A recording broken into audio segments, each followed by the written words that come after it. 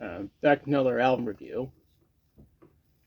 Today's review is on Rio Grande Blood by Ministry.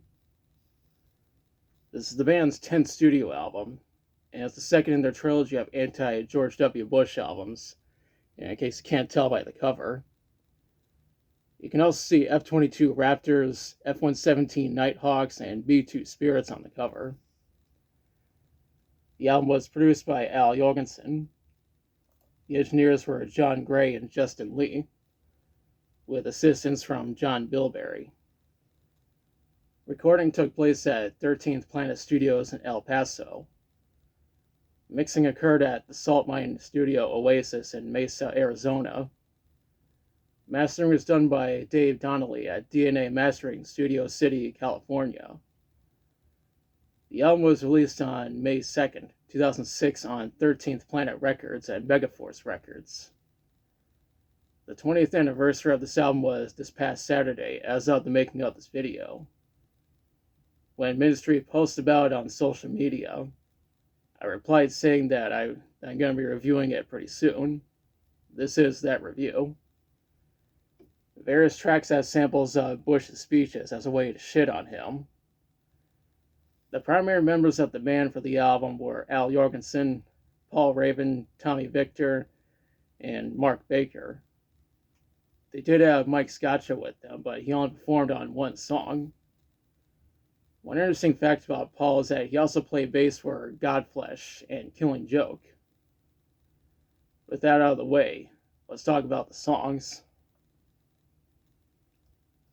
The album's intro is Rio Grande Blood, which is, of course, the title track. The album's title is actually a reference to the album Rio Grande Mud by ZZ Top. The next track is Senor Peligro. The title is Spanish for Mr. Danger, alluding to the war in Iraq that was going on at the time. It's also among my favorite songs on the album, and it was featured in the game Scarface, The World Is Yours. The track features Latin vocals from Isaias Martinez and backing vocals from Freddie Macias. After that is Gangrene. This track features Sergeant Major and is about the U.S. Marine Corps' policy. Freddie was also featured on this track. Next up is Fear's Big Business. This is my favorite song on the album, and it's also the heaviest. Anyone listening to this track will hear samples from Bush's speeches. It was also featured in the film The Hurt Locker. Drum programming was provided by Justin Lee. Up next is Lies, Lies, Lies. The track itself is about the conspiracy of then President Bush being responsible for 9/11. Fear Factory did something similar with their song Controlled Demolition, which is about the same conspiracy. That track is on the album Mechanized in 2010, and I reviewed that album a few months ago. Anyways, Lies, Lies, Lies was nominated for a Grammy and received a music video. A link is in the description. The track was also featured in Rock Band 2 and Battle for Haditha. We follow up with the Great Satan remix. The track was previously featured on the remix album Rantology back in 2005, and it's the only song on the album that Mike Scotcha performed on. That's followed by Yellow Cake. Paul handled drum programming, guitar, and bass, while Al and Tommy were also on guitars. Right after that is Palestina. This track is featured in Tony Hawk's Downhill Jam and The Hurt Locker. The following track is Ass Clown, and features Jello Biafra mocking George Bush by calling him the Ass Clown. That's because Bush is an ass clown. Then again, so are the dumbasses who supported him. The chorus is the best part of this track, and this is another one of my favorite tracks from the album. The track after that is Khyber Pass, which has additional vocals from Liz Constantine. Yeah, here's another one of my favorite tracks in the album. And it's another track that was featured in The Hurt Locker. Tracks 11 and 12 are completely silent. The album's outro is Sergeant Major Redux. This is the second and final track on the album that features Sergeant Major.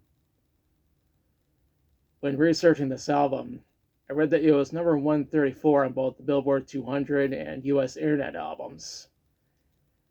It was also number 11 on the US Independent albums, number 12 on the US Tastemaker albums, and number 60 in Germany. Critical reception was mostly positive. Pop Matters gave an 8 out of 10, and Pitchfork thought it was okay. Now for my thoughts. I think this is a great album. The band did a fantastic job shitting on the Bush administration with this album. And Jello Biafra sounded like he had fun on the song Ass Clown. The album itself still retains the humor that Ministry is known for. According to The Quietus, Al Jorgensen said that this is his second favorite Ministry album. And I agree that's some of the best work that the band has ever done. In most ways, it's superior to Houses of the Mole. If I ever make a list of the best albums of 2006, I just might place this at number 1. Yes, I'd rank it even higher than The Black Parade by My Chemical Romance, which came out the same year. It might not be fair to compare an industrial metal band with a pop-punk band, but what can you do? The article on The Quietus also said that Al was proud that 3 of the songs are featured in The Hurt Locker.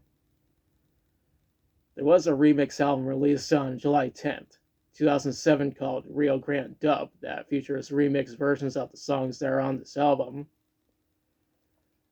Overall, I highly recommend this album, and I can honestly say that still holds up. Now's the part where I question you. Have you listened to Rio Grande Blood? If so, what do you think about it? What's your favorite song from it? Have you ever seen The Hurt Locker? Now let me know in the comments. If you liked the video, be sure to like, share, and subscribe. Be sure to press the notification bell to notify of future videos.